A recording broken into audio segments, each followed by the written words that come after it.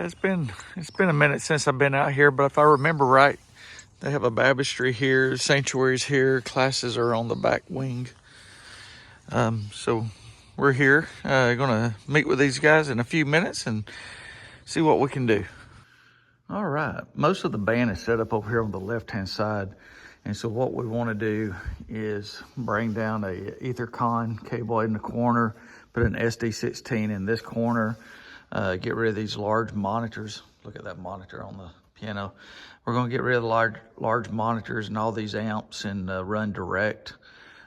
Replace the speakers. These CGM speakers were great 20 years ago, but we're going to replace those and get all that rewired. We're going to also fish some cable over here just for in case microphones in the future for some wired, but we are going to go wireless across the front. Probably go with Phoenix Pros again. Replace the 2 front stage monitors. Those are mainly for solo vocals. And then I'm going to run another Ethercon over here for an SD8 just for future purposes. Right now they don't have an organist, but just in case. Choir mics seem to still be good. We are going to look at maybe getting rid of the screen and projector and do 2 TVs on each side of the baptistry. And then in the very back, get rid of this little screen and projector and do a TV there. Behringer X32 compact on top. There are 2 churches that run in here. And then a new computer with probably Worship Tools presenter. All right, guys, we're loaded down. I don't know if you can see all the boxes all the way in the car, but we're loaded down, ready to go to Fairview Church of God this morning to begin their renovations to their audio video system, a system I installed about 20 years ago, and doing a little bit of an upgrade. The audio mixer's not in today. It's about a month back ordered, but we're going ahead and replacing all of the speakers, monitors, wireless mics, power amps, all that. We're going to go ahead and getting that going. We'll tune it in with their analog board, and then when the mixer gets here, we'll swap that out and do some training. All right, we're here at Fairview Church of God, about to do this install. They were using these large TV speakers as monitors for the band. These old CGM monitors for the vocalists, and got some old CGM up on the mains. So we're going to be replacing the mains with some EV ELS 15s, replacing monitors with ELS 212s, and like I said, all the other stuff. So, all right, one issue I found is that the monitor cable's coming over here in a cross, but there is another recessed box right on the other side of that pulpit, but there's no monitor jacks. I don't have the stuff with me today, but I'm gonna come back and run this underneath and pop up the monitor jack over there so we can get rid of this wiring here. All right, I'm up here in the sound booth. This is their old console, an old Behringer Eurodesk. It's got to stay for right now. The new digital board is back ordered, but we're replacing everything that we can replace today. And so they've got a kind of a homemade metal right here that we're reusing.